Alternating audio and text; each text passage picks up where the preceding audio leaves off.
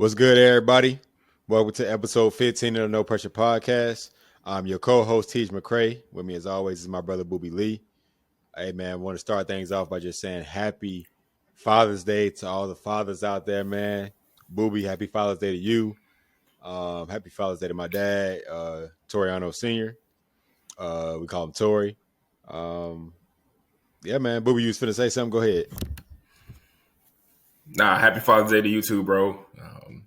Keep paving the way for everybody in the household. Shout out to all the fathers out there. Shout out to my pops. Love you. Shout out to everybody, man, holding it down, man. That title of father is very important, man. So it's not something that I know you don't take for granted. It's something I don't take for granted, and just continue to be present, continue to be the best father that you can possibly be, and yeah, man. Shout out to all the fathers. For sure, man. For sure. So I don't know what is in store for tomorrow. By the time y'all hear this, episode 16, I don't even know if what's gonna happen. My wife surprised me today with my little room for me to record and stuff like that. It's actually pretty cool. She got a poster made for my brother and I in the back, say No Pressure Podcast. Got my little desk set up, man. She really did a big one. I really appreciate how seriously she takes me podcasting. Like, she's so invested in it, so bought into what we're doing. And she gets excited when I want to record. It's just a big blessing, bro. So, man, shout out to you, Ashley, for everything. I loved my gifts. Shout out to my boys as well. When I came back from the gym today, they was like, "Daddy, you got to go into the room." So I went to the room and seen everything, man. It was real cool. Yo, that's fire. Yeah, it was real cool, bro. They did their big one, man. They made their dad smile, man. I'm very happy and I'm very excited. Like, you got a new webcam, so if I'm looking clear, folks, man, I ain't using the Mac camera no more, man. I got me a little webcam. I got a desk, so got my little microphone stand. I was using a little tripod type thing, but now I got my little desk stand, so my hands free. I feel like I can chop it up with my guy, you know. Nah, that's cool, man. That's love, man. Shout out to Ashley, man. You snapped per usual. The post in the background, that's fire. Yeah, hey, Ashley, if you listen to this, I'm gonna need one in the background too, because I gotta be matching my brother. I gotta hold the standard up. I gotta uplift the standard. So yeah, if you listening, man, if you got something else, just laying around, man, so show some love to your boy. Uncle Miles. Yeah, we gonna make something shake. Man. We gonna make something shake for sure. But so as some may know, some may not, that June is Men's Mental Health Awareness Month. So mental health is something that I take very seriously. Been a husband, been a father, been a teacher to high school kids, man. Like, I just someone who has been through depression and whatnot. I take mental health very seriously. So I think it's important that we acknowledge that, and just want to to all the men out there who may be struggling with some form of mental health or battling, just stay the course, stay strong, lean in your loved ones, stay prayed up, and seek help if you need help. Lean on your friends. It's okay to cry. I swear I'm a crier. I'm an emotional dude. Some people blame it on me being an Aquarius. I don't really know much about it, but I'm an emotional dude. I'm very sensitive. But Coach, I wanted to ask you, man, what are some of the things you do to practice to, I guess, be in tune with your mental health?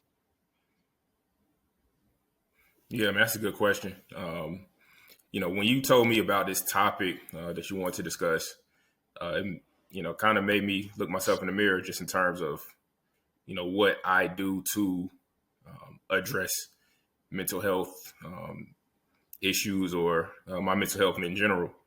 I do feel like I am the type of guy who I mask my emotions a lot. It's probably not the best thing, but I just kind of have always kind of been. I think a little bit has to do with just how I was raised.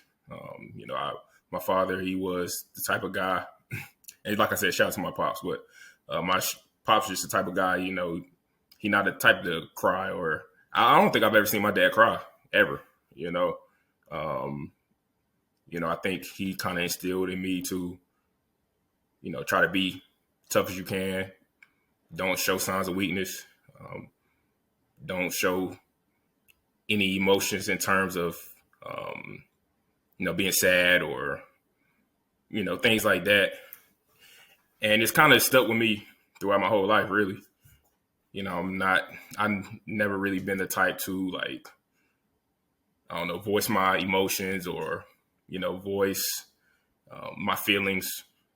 I try with Mariah. Shout out to Mariah. She always has a ear for me if I do need to voice my opinion or voice my feelings or anything like that. But I just never been that type of guy. So I do feel like, it's been times in my life where should probably seek out some help, should probably try to seek out some therapy. But it's just never been something that I truly went forward with, So I think a lot of it just has to do with me trying to be tough, I'll get over it, I'll be all right. A million people got it way worse than I do. I'm in a fortunate situation right now. So, I mean, what is there to complain about or what is there to do when I do feel like I need some type of help? Just get over it. Like, you'll be okay. You'll be all right. That's kind of always how I've been. And I feel like the older I get, it's kind of to the point now where I try to do my best to, I guess I would say, like, be intentional about my mental health as far as like self-therapy, I guess, like going to the gym or listening to music or, doing this. This can be a form of therapy for me. Just talking to you for an hour, little things like that. I do different things, but I mean, in all honesty, it's probably been some times in my life where I should probably have seeked out some therapy or, go to a professional, but just never have because that's just not the way I was raised. That's just not the way I was programmed for real. So, just having a conversation about this is refreshing. Talking to you about your experience it could help me. It could help the viewers. It could help anybody. But just me personally, it's just kind of a thing where should have probably seek some help out.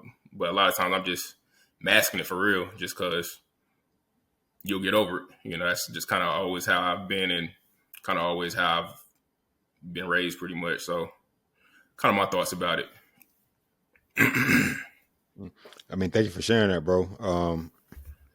Knowing you, I've always considered you to be, reserved, a little bit more private. And I definitely didn't see anything wrong with that. But I do want you to know, man, that like it's important for you to, express yourself, share how you feel about things. And again, you know me, bro. You know how expressive I am, and I don't know, but why that is, I don't know. I think that's in large part my grandfather. He was a very sensitive, emotional, and I don't say sensitive in a bad way, but just very expressive of his feelings. I feel like my mom kind of like that, but it's just a lot of things that I was around. I knew I wanted to try my best to kind of, I don't want to say avoid sounds bad, but like I just wanted to make sure I was trying to be emotionally intelligent with myself. And something that I've struggled with and worked with, progressed with throughout my time. But something that you said that is that you feel like that was kind of instilled in you growing up, and I'm just is that something that, how would you feel like as a dad now? How would you feel if Kyler or Cade had that mindset when it comes to just come talking to you about girls or talk anything in general? Like I guess I don't, correct me if I'm wrong. It sounds like you understand why you may be that way, but is that, I don't know, is that something that you would want you want Kyler and your boys to have that mentality as well, or would you want them to be more like, I guess, like dad, my feelings got hurt or whatever, whatever the case may be towards you and Mariah, of course. Yeah. I think that's kind of a line that I'm gonna have to walk extremely carefully because I do feel like it needs to be a toughness that you need to have as a Mm-hmm. black man in this world, right? You know, it's not easy for guys like us. Nothing's going to be handed to us. Nothing's going to be given to us. You know, it's a lot of times, a black man is already put behind the eight ball just for being a black man, Mm-hmm. right? Um, Mm-hmm. so I do want them to have a certain toughness about them, but I also don't think it's healthy either. It's not healthy to mask your emotions. It's not healthy to not be able to express yourself. And I mean, to your point, I do feel like it's times where, I be wanting to express myself, but I'm just not that good at it because I just haven't done it for so long. That's kind of just how I've been for a long time. So I think, like I said before, I think that's going to be something that I need to be very cognizant of. Raising Kyler, raising Cade, I do want them to be able to express themselves, no matter if they're happy, sad, feelings got hurt. You need to be able to vocalize that, especially to your mother, your father, your parents. So I mean, it's tough, bro. It's tough It's a because double-edged sword. It's a double-edged sword, Coach. I feel yeah, you. yeah, It's a yeah. It's double-edged sword. definitely yeah. It's definitely a double edged sword for real because I do feel like I do have a certain toughness about myself. I do understand, and I mean, some of it could be through sports, some of it could be through just the way I was raised. But I do feel like I have a mental toughness about myself, and I think it has a little bit to do with, like I said, just kind of the way I was raised. But like I said before, it's not necessarily the most healthiest thing that am the way I am. I guess I can say so. I mean, that's a really good question, Coach. I ain't gonna lie. Like, I want my boys to be able to express themselves. I want them to be tough.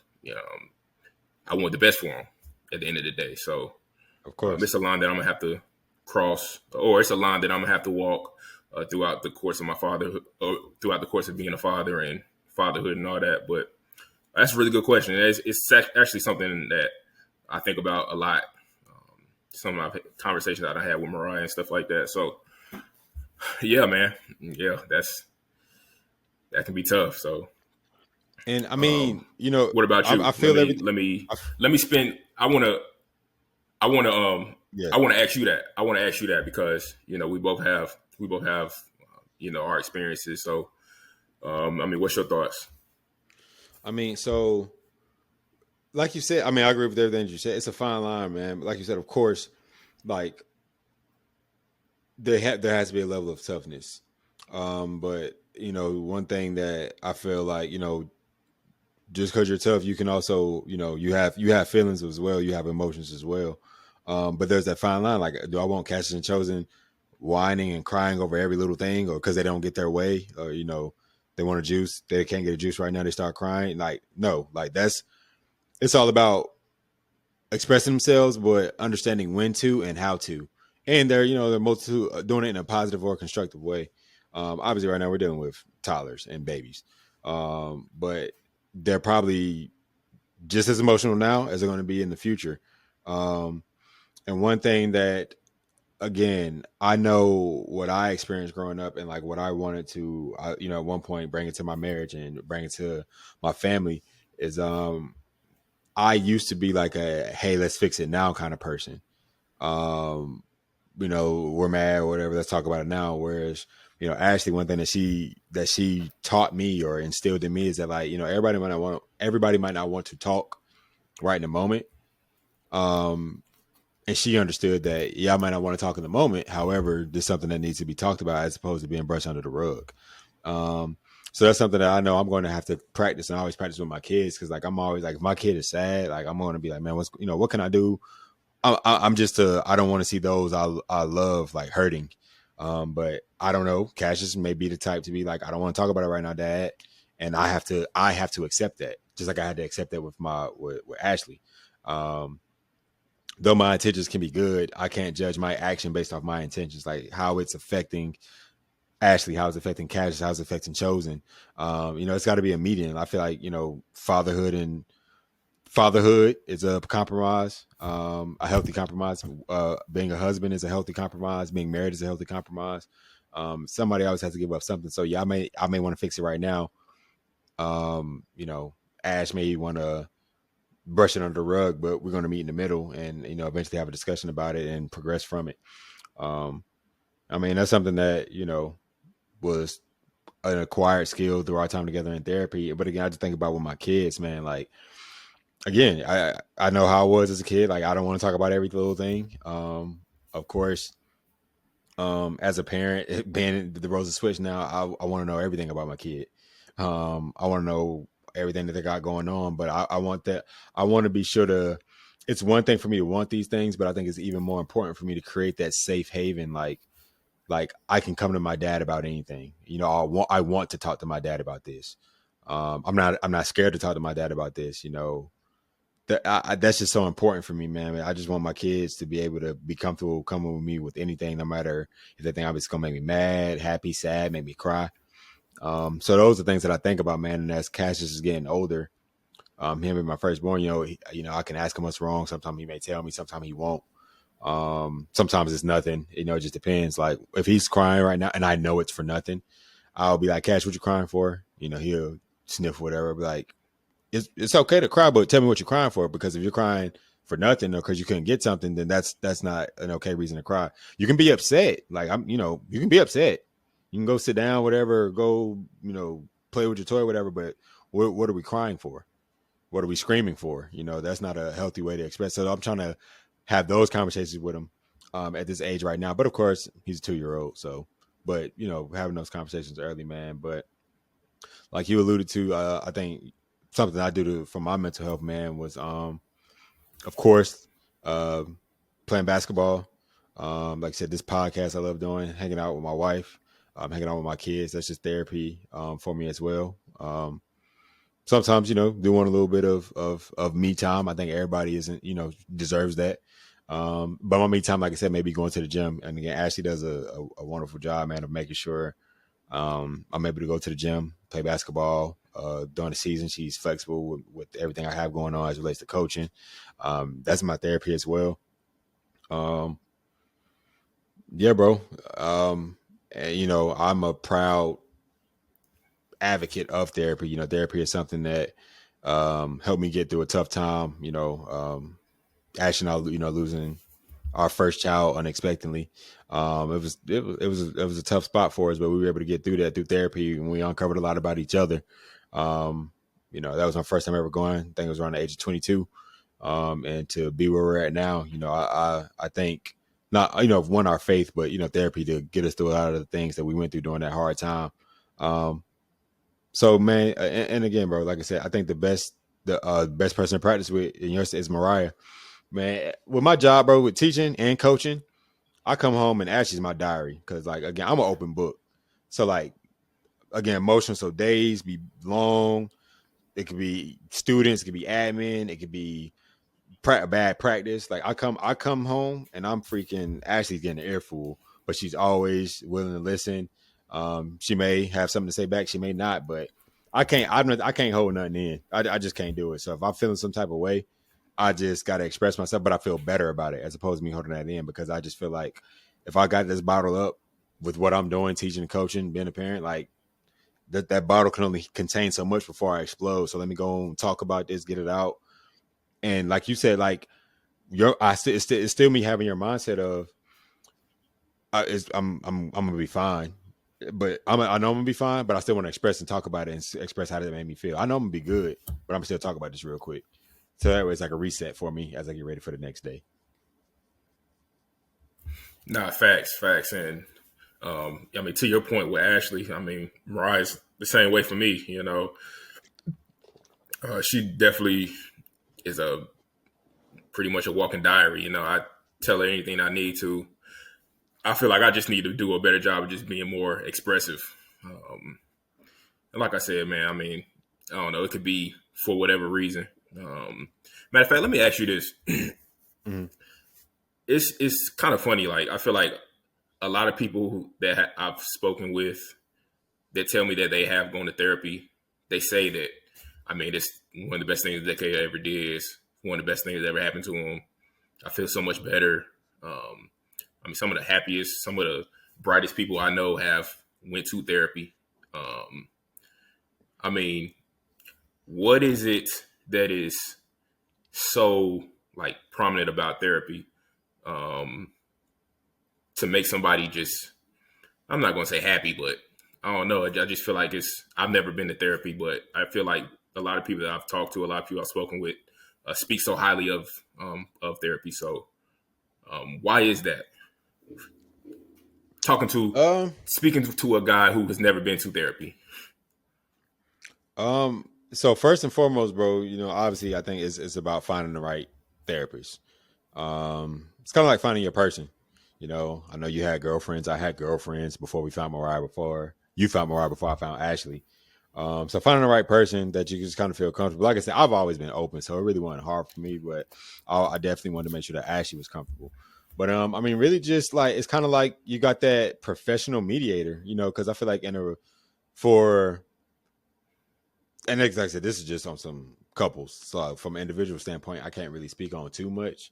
It was we actually were in the room together and we kind of had one-on-one sessions, but so it helped me uncover a lot about myself through conversation. Like the mediator, just kind of like maybe connecting dots, um, feeling like you kind of like have a safe space to express yourself without like rubbing your partner the wrong ways if y'all were talking one-on-one. Um, but if it isn't in a one-on-one setting, like again, there were things during me and Ashley session where I was just like, like as much as I felt like my attitude, bro, like I didn't realize how bad my attitude really was until I got to therapy, man. And like that's something that I try to be very cognizant of now. In my relationship, with my relationship with my kids, my students. I just try to be very cognizant of my attitude, man, and something I'm very proud of to say. I feel like I've improved on tremendously over the years.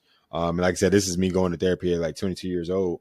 And realizing like, damn, man, like I'm again, shout out to my pops, but I'm more like my dad from his mental than I was trying not to be. As hard as I was trying not to be like that, I was like that, and in different ways.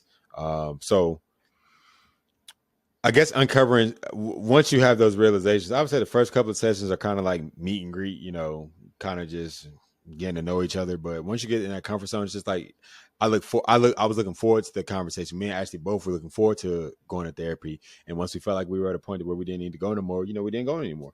But it was amazing. I credit us both getting through that hardship, again, of losing our child, to being where we are now. And I feel like, our relationship is it's the healthiest it's ever been.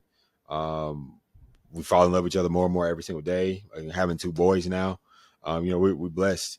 And again, I personally, I don't speak for Ashley, but I credit therapy as a good starting point for us to trend back into what we knew we wanted to be and where we wanted to go prior to losing our child, man. So again, I think it's just in finding the right person. Kind of like you knew when Mariah was your person and what she does for you, you knew you wanted to marry her. I think it's the same thing with your therapist, and then like you'll start opening up more, and your therapist maybe start asking more questions to seek more understanding or provide you in the right direction and give you some stuff to try, homework assignments. So yeah, bro. Everybody don't. I'm pretty sure everybody. You say everybody you speak with. I know some people that probably got some bad experiences with therapy. I'm one that's trying to push some of my loved ones to give therapy a try. Because I mean, we all grow up kind of with the same stigma, man. Like, don't let people in. Therapy can't fix nothing. I don't need no therapy. I can fix it myself. But it's time for us to start changing those narratives, man. Because it's medicine. When you get sick, you take some medicine so you feel a little bit better. Um, And I mean, I do want to get back to a point to even though I don't want to look at that me going to therapy only when things are going bad. I think in the future I can see myself, whether it's once a month, twice or once every bi-weekly, whatever the case may be. Um, who knows? But therapy can also be a good thing. It just be, hey man, I'm checking in. I'm checking in on you. Like you said, similar to us talking for an hour. Sometimes the conversation may be more deeper. Sometimes the conversation may be about being dads. Might be about something that happened in coaching. But after a game, when I lose, who am I calling out more often than not? You. When after a game, who you calling more often than not? Me. And we diving in about it. We talk about it, and I feel better. I don't know how you feel, but after I kind of vent about that, I feel a little bit better, bro. So you my therapist. Shout out to Tone. Tone's another one of my therapists as well. Mariah, Ashley, like I already said, of course. You, Jay, John. Like I mean, I'm blessed to have like non-professional therapists in my life as well, man. So yeah. Yeah, facts, facts. I mean, one thing that you said that kind of hit home for me, um, you just kind of through therapy, you figure out, yourself and why you are the way you are and things like that. I think that's one thing that I think I can benefit from with therapy. I do feel like at times I wonder, like, why am I so reserved? Why do I not express myself more? Like, is something wrong with me, or is that just how I am, or did I have a past experience that makes me the way I am? Like, and don't get me wrong, like I'm not a type of guy who just don't be saying nothing. I'll talk to anybody really. I have a conversation with anybody, but Yeah. certain things that happen that I just rather not talk about, or certain experiences that I've had in my life where I just want to sweep it under the rug. Just move on to the next thing. Um, and like I said, man, it's probably not the healthiest way of living. But I mean, I guess that's kind of just how I cope with things. So, um, like you like you said, man, I try to do self therapy as much as I can. And I mean, having a wife, having Mariah, she's big about sometimes just taking the boys, letting me do my own thing, or um, she take the boys upstairs and I just chill downstairs, put my headphones in, try to clean up something, try to do the dishes or some shit, just little things like that. And I mean, I think a lot of things, or a lot of it too, has to do with just becoming a father. Like, and I'm not saying in a bad thing, but or I'm not saying in a bad way, but just becoming a father, I just have a lot of things going through my head. I have a lot of thoughts going through my head, just in terms of how well am I doing as a father? How well am I doing as a husband? How well am I doing it with my job? We are. I think me and you both are people that try to strive to do the best that they possibly can be, or do the best job they can possibly do, with no matter what the hat is and no matter what the title is. So sometimes when I feel like I'm not doing a good enough job of being a husband, stuff like that bothers me. Or when we do lose a game, when we lose 3 games in a row, that bothers me. But I mean, I think it's a lot of little things that can bother me. But at the end of the day, I try to have tough skin, try to move on to the next thing.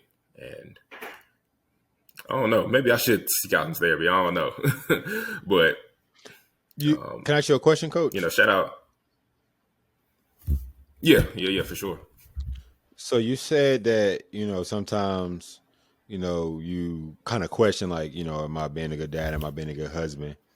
Um, what do you feel like drives those thoughts?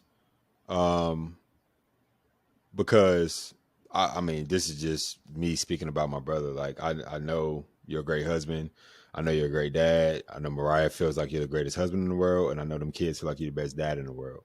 Um, So why do you think you kind of put that pressure on yourself to, or question yourself sometimes about are you being a good father or are you being a good husband? Yeah, one thing, and I mean, I'm gonna be completely transparent because you're my brother. Um, I mean, one thing about coaching, I love it, and I'm super passionate about it, and Mariah knows this, but it's not the most lucrative job in the world. Um, so when you're a father, when you're a husband, your job is to provide for your household. I mean, your job is to, you know, Mm-hmm. lack of a better word, provide, right? So, Mm-hmm. with that being said, sometimes maybe the paycheck isn't, where you would like it to be. Um, and yeah, I mean that's something that quite frankly bothers me, right? I think Right. one thing about I feel coaching, you. if you if you win it for the money, then you probably shouldn't be in it. Um, but like I said, it's not the most lucrative profession in the world, at least not at the level I'm at. So sometimes that can bother me. Um, like I said before, Mariah is super expressive. She's very articulate. She vocalizes her feelings, her thoughts. Um, I mean, she's a lot like you in terms of, being vocal, being expressive, communicating. And sometimes I fail to meet her in the middle in terms of vocalizing and expressing myself. So sometimes I can think like, dang, like she wants to be as communicative as possible, but I'm not that type, and maybe that bothers her. And if something's bothering my wife, I feel like I need to do a better job of, just picking up that slack. So I mean, just little things, man. And at the end of the day, shout out to Mariah. She's gonna love me, flaws and all. But yeah, like things like that. You can kind of question like, am I being the best husband I can be? Am I being the best father I can be? Mm-hmm. Um, Mm-hmm. you know, in my profession, you chasing something, you chasing, being, or I'm chasing being a head coach and, you know, filling out those dreams and aspirations I have. But at this point in time, I'm kind of where I'm at until I get to where I'm trying to go. So, um, I just appreciate Mariah for just being the wife that she is to me, supporting my dreams, and kind of I'm in the moment. I'm in that level right now where I'm not where I want to be, but if I keep working, if I keep chasing, I think I'll ultimately get to where I'm trying to go. So um, that's always in the back of my mind, and I mean, I don't even think it's in her mind. So, like I said, she's gonna love me, flaws and all, but those are kind of little thoughts that can seep into your head, especially in my situation. So, hopefully, just continue to work, continue to grow, and give her the life that she wants for real. Man, a lot of what you said really hit home, man, especially from the coaching aspect, because like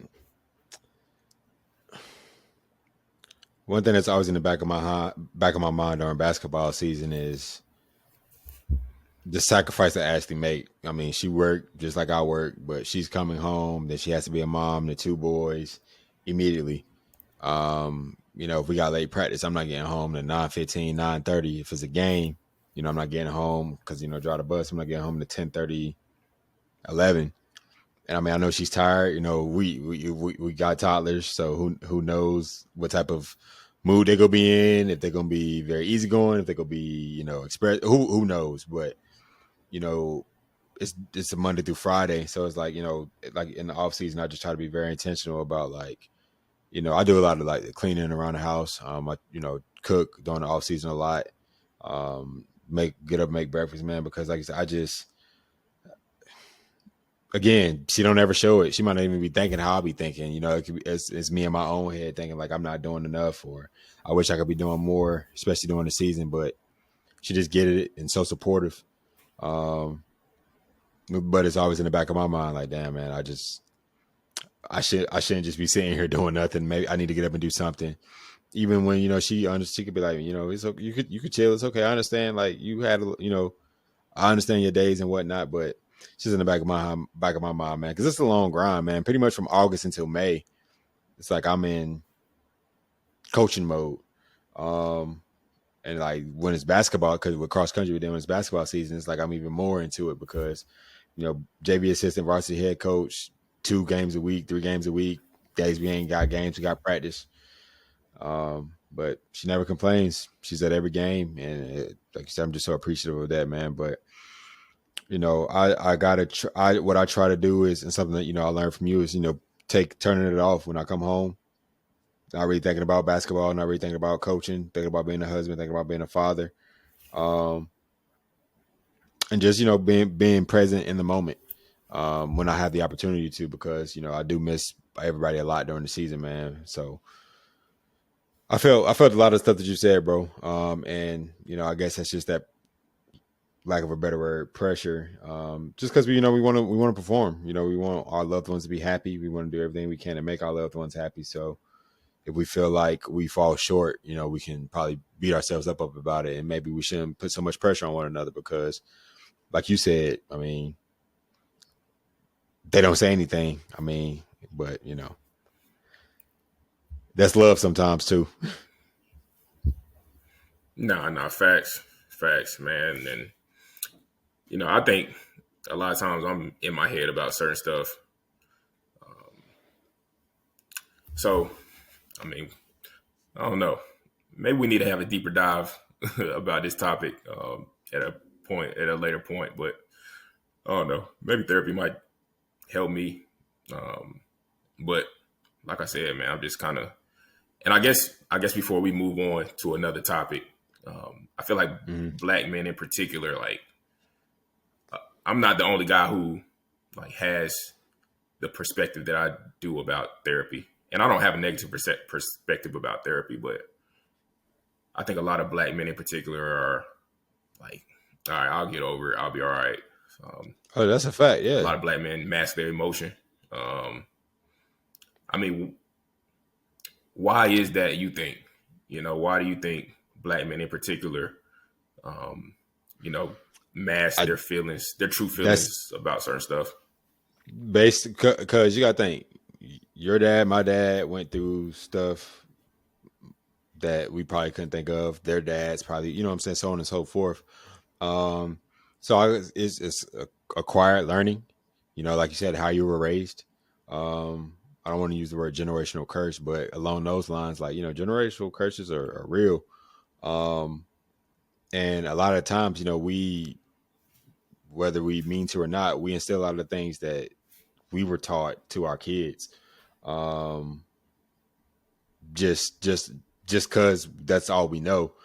But I think something that I haven't read the book. I'm not really a reader, but and talking to Justin Wilson, I can't think of the name of the book, but it was along the lines of like, it's okay, it's so unlearn to relearn. So like, just because you learn something or were taught one thing, you can unlearn that and then learn a more productive or positive way to go about it. I mean, because everyone, like, again, as far as I know, nobody, aunts, uncles, parents, I know for a fact, like, no, it never went to therapy. So it was like, it wasn't like no one was in my ear about it. Like, even in going to college, I didn't have anyone like that was giving me advice about something as little as that. So really, just from the whole therapy standpoint, we went through all this stuff growing up, so I had to be tough. So I got to instill this in my kids. They go through all this stuff. So it's just like past things. So it's just like, again, what I want to find with my boys is that fine line of being tough and also understanding that, one, I can express myself to my dad, and two, I want to express myself to my dad. Whether it's because of me, whether it's because of something else, something at school.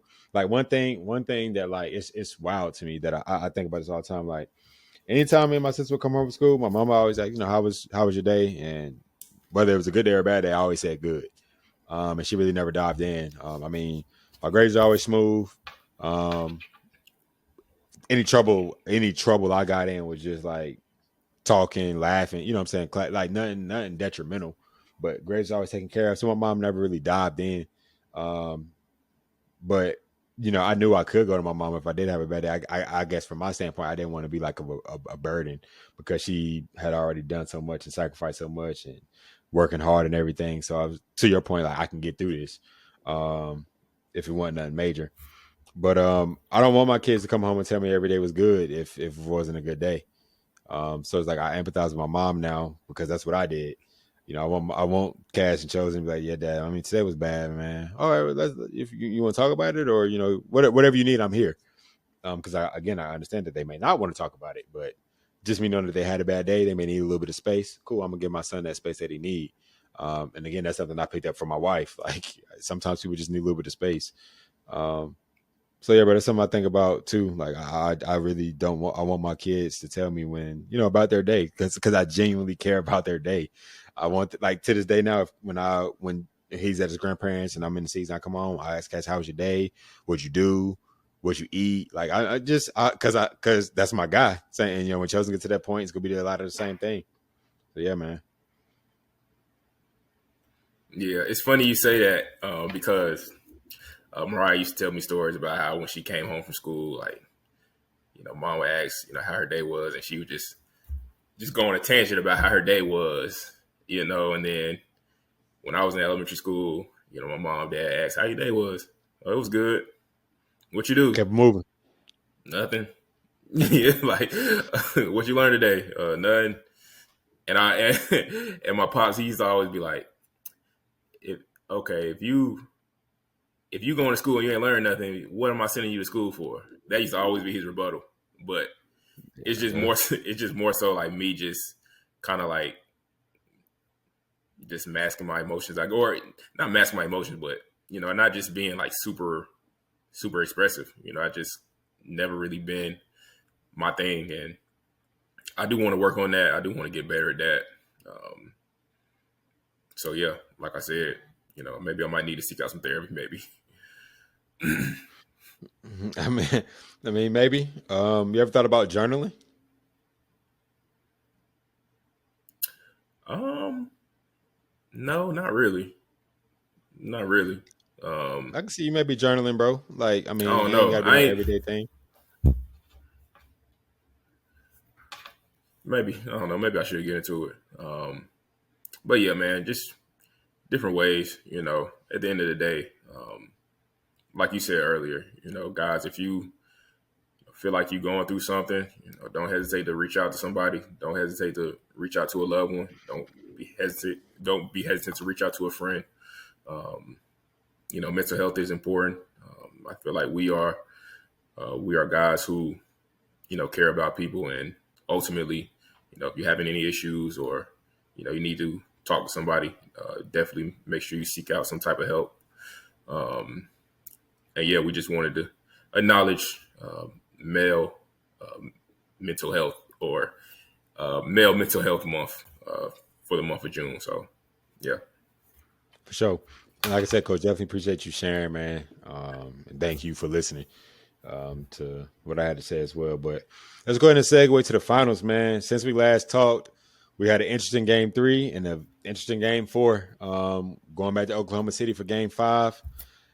Series tied 2-2. So we in the best of 3 now. Man, Coach, just give me some of your thoughts about what you've seen in these last couple of games. I think Game 3 was the Benedict Mathurin game.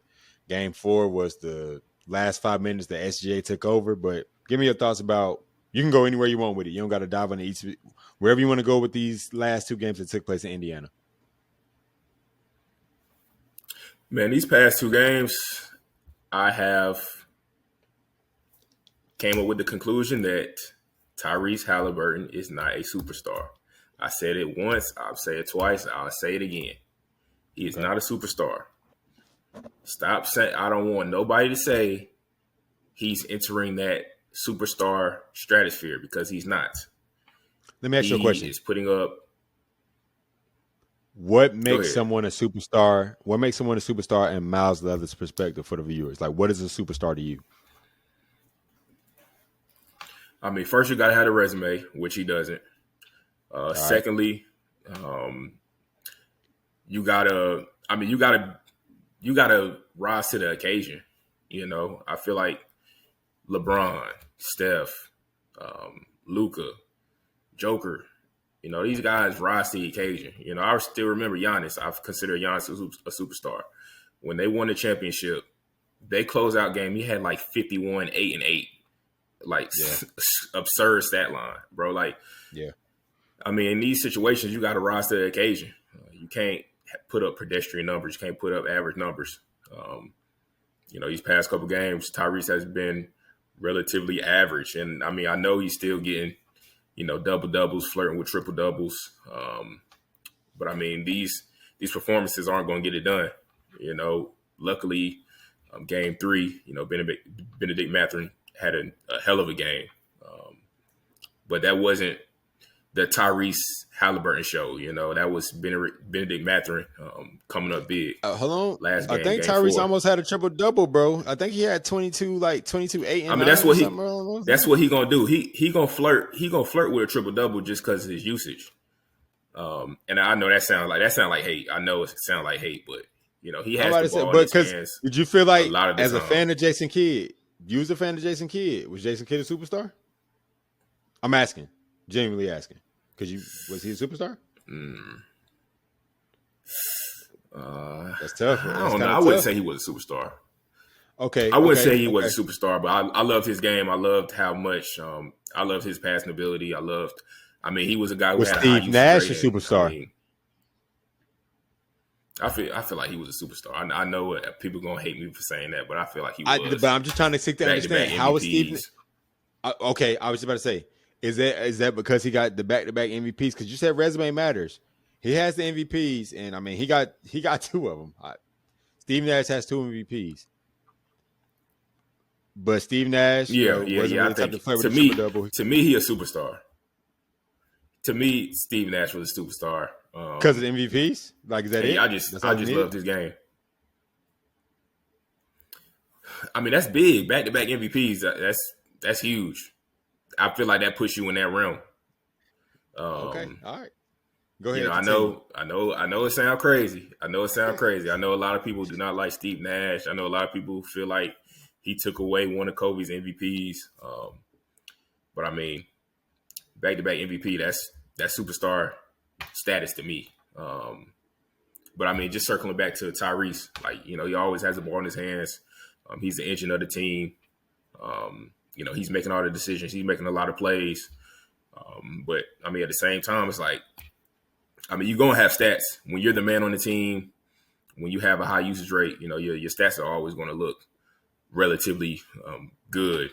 But, I feel like he just hasn't put up that superstar performance that he needs for his team to be successful. I feel like last game, in particular, game 4, he was just very regular to me. He probably needed to have a 30, 35-point game, 10, 11 assists, flirting with a triple double. And I think he finished with 20, 22, 21, 22. Yeah, that's not enough. That's not enough, especially with a team like this. I feel like Indiana has a really good team, but it's not like they have a whole bunch of offensive creators. Who's creating offense? Tyrese. It's not like any other guys can really create from themselves. I know valid. Pascal can. Feel like Benedict Mathurin, he can a little bit. But yeah, I mean, you need guys, especially for Indiana, like Tyrese. You got to make plays. You can't be regular. You got to make plays. You got to create off the bounce. You got to get your teammate shots. You got to get 2 feet in the paint and draw help. And I don't really feel like he did that last game. And I think Indiana let a game slip by. I do feel like they had a really good shot to win that game, and like you said, SGA ended up going crazy at the end. Had a lot of clutch buckets. But I mean, that's a game. A superstar would have won that game, in my opinion. A superstar would have took care of home court. A superstar would have took their team to the promised land, especially in that game 4. So that's my biggest takeaway. Tyrese is not, and I know it sounds bad. I like Tyrese. Shout out Tyrese, but superstar, bro, that's something that can't be thrown around. That's a term that can't be thrown around, and I feel like people are throwing that term in his direction, and I don't think it's deserving. Mm-hmm. What's your thoughts about it? I respect that, Coach. To quickly piggyback off what you said, I think my issue with Haliburton is that he does have games where that he takes off. And when I say takes off, not intentionally, but where he kind of just disappears, or it's not as impactful. Like, it's like when he going, but when he not, he not. I mean, then again, Indiana's a really good team. a better team than I and others. We don't really give them good credit for, but they've shown that in Game 3. Oh, in these two games in Indiana, one thing that I've noticed, a couple of things, that championship pedigree matters. I think Pascal Siakam and Alex Caruso have been the unsung heroes for both teams, respectively. Pascal Siakam has been abusing it because we went small. We started Casey Wallace in Game 3. Well, we started him games 1 through 3 over Hartenstein. Siakam was dominating. He had a crazy first half game 3. He had a great start to game 4. Even though not a great start to game 4, but we slowed him down a little bit in game 4 because we had went back to our big lineup. But he still managed to have a good game, game 3 and game 4. And Caruso, back to back 20-point games, didn't have a 20-point game all regular season and had shown up. I think he had 4 steals in game 4. Like, championship, and these are two former champions: Caruso with the Lakers, Pascal with the Raptors. And they know what it takes to win a championship. So I really feel like that matters. And there have been segments where Caruso has been a great bright spot for us when we couldn't get anyone going outside of SGA. And I feel like Pascal has been that reliable second option for the Pacers. Whether it's been to get them going or running the offense through him to start things off. So that's one thing I noticed. And two, as a Thunder fan, coach, SGA, I think he's going to have a little bit of that Jordan syndrome where he got to get his teammates involved more. Because in game 4 to not have any assists is kind of wild. That's kind of wild. And in watching game 4, there were several times in which he could have kicked it out for an open shot. And mind you, he's shooting mid ranges, and for the most part, he shoots good mid ranges. But we all know SGA seeks fouls sometimes and shoots difficult shots. And even still, he'll shoot turn around reverse pivots where he could have just got a simple kick out, or if the double team's coming, he's trying to shoot over the double. There were just so many times in the other game where Lou Dort was open. Isaiah Joe, we were one of the better 3-point shooting teams in the NBA. So it's not like you're kicking out. You're kicking it out to guys who can knock these shots down. And I feel like there's a time and a place for you to take over, which you did that SGA with 3 minutes to go in game 4. But in game 3, I feel like that cost us. Like, there are times in which you shot some bad shots. And again, have you earned that? Of course. But I think you understand that you have good teammates around you, and they understand that you're the guy, but getting them involved is important. I think it was game 3 with Lou Dort hit 5 threes. Game 4 in the first quarter, he hits a 3. And in the first quarter and doesn't shoot another one for the rest of the game. Like, doesn't even attempt one. I think in the whole game he had 2 field goal attempts. Obviously, like I said, it worked out for us, but I was in a very nervous game 4. We should have lost game 4. We just had a superstar. From your opinion standpoint, he took over when it was time to take over. But I felt like we were struggling. I remember Chet had back-to-back put-back dunks off of SGA misses. But again, that's just Chet going to get his own rebound. J-Dub had a few situations in which he was hitting some tough shots as well. But I think we made it a little bit harder. SGA made it a little bit harder than it had to be. But again, it could be one of the situations where teams are going to let SGA get his and live with other guys. I think in these next 3 games, hopefully we win in 2. He's going to need his teammates, and teammates. Everybody needs shots. Everybody needs touches to build that confidence to get into a rhythm. And I was just kind of disappointed that he had 35 points and 0 assists. That's insane to me. Like, I think it's really hard to have 0 assists when the ball's in your hand. Facts. Yeah, facts. What's your prediction for the game on Monday?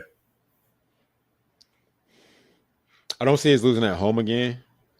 We fought hard, man. It's tough to win in Indiana, man. I like us at the crib. Like, it's hard for me to pick against us at the crib. So with it being the best of 3 series, 2 out of the 3 being Oklahoma City, I like our chances a lot. But again, I don't put nothing past this Indiana team. But I expect our role players to play a little bit better. They already stole one in game 1, so I think that was the extra motivation needed in order to protect home court and finishing what you get started. Because we talked about game 1 about us missing free throws down the stretch and things in that regard. So I think on Monday we protect home court, and I know they would want to close out in 6, but again, it's gonna be tough to do that in Indiana. But we got to focus on Game 5. Hopefully, we go back with our big lineup with Hartenstein and Chet. I think that allows Chet to be more of a crasher from the perimeter, and I think that's when he's more effective as opposed to like boxing out. He's able to track the ball using his height. He's damn near going to get it every time. And then again, I mean, SGA just got to continue to, control the flow of the game. But I think he just has to make more of a conscious effort. I want to say do a better job. Just make a conscious effort of getting his teammates involved because we got guys that can knock down shots. We got guys that can make decisions. He kick it out, relocate. He may get it right back, and then have another one-on-one opportunity. Because I mean, it's about to be a grind, bro. Like, game 3, he may play 45 damn minutes, but I don't want you to be dead tired shooting the ball. So just get your teammates involved. What's your prediction? Man, I feel like OKC has put themselves in the driver's seat, really. Still in that game in Indiana. I think that's big. I mean, I wouldn't be surprised if they win these next 2. SGA just putting on that performance late in the 4th. I think that's just going to propel them to a championship. I've already said, I feel like OKC is going to win, but I do feel like that game was huge. Indiana letting that game slip away, and then SGA putting on the MVP performance in the 4th quarter like that. I think that's going to propel them to a championship, like I said. So I wouldn't be surprised if OKC wins these next 2 games. If it does go back to OKC for Game 7, I do feel like OKC is going to blitz them. I think the crowd's going to be rocking. I know a lot of people are saying, Tyrese in the Game 7. I think that's going to be legendary. But in my opinion, if OKC, if the series so happens to get to a Game 7, I think that's when SGA is going to shine. I think it's going to be a similar performance when Aaron Wiggins was knocking down all them threes, role players were playing well. I think it's going to be something like that if it were to go to a Game 7. But like I said, I wouldn't be surprised if they ended in 6. But a lot of times when you let a game slip away like that, that's kind of deflating.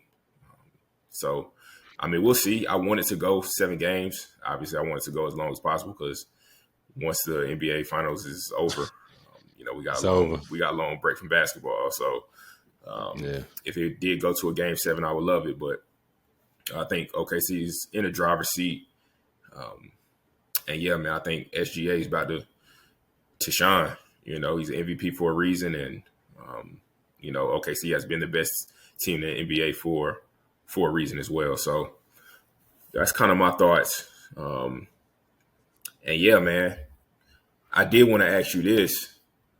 It seemed like before we move on to another topic, it do seem like KD is going to be on the move this summer. That's your guy. If y'all don't know, TJ, one of the biggest KD fans that I know. Where would you like to see him end up? So what they said Houston, San Antonio, and it was one other team that was like, the Heat. Yeah. Again, I don't think he needs to go to Houston. I mean, Houston, I feel like got a good thing going. I think if he went to Miami, bro, I think he's the unsung guy. He got some youth around. He got Bam. He got Tyler Hero. I think he could throw out pretty well in Miami. Shit, if you go to San Antonio, that's just as scary though, bro, because then you have the Aaron Fox, KD, Wemby, Stephon Castle just won Rookie of the Year.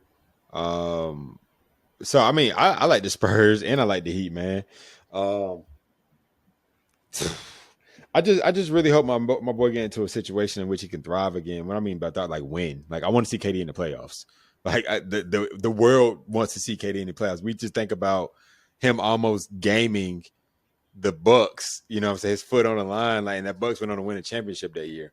Like the world wants to see KD in the playoffs. I just want to see KD in a healthy situation in which he can shine, do what he do, and like again, just get back to the playoffs, man. I think that can be done. And I mean, it can be done really in any of those 3 destinations, but I think it's going to be like beautiful basketball in San Antonio and Miami, man. I feel like those are two organizations that has done a lot with a little in the past. They've done a lot with highly skilled talent. And I feel like they have a specific brand of basketball. I feel like those teams that have a specific brand of basketball are those the ones that I enjoy watching. Like growing up, it was for us, oh, there's Spurs basketball. What's that? Passing, unselfish passing, everybody touching the ball, will get a quality shot. Miami, that grit and grind, crazy defense, heat culture.